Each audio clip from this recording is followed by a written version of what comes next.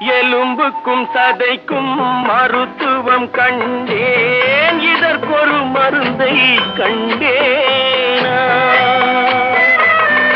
இருந்தால் அவளை தன்னந்தனியே எரியும் நெருப்பில் விடுவேனா?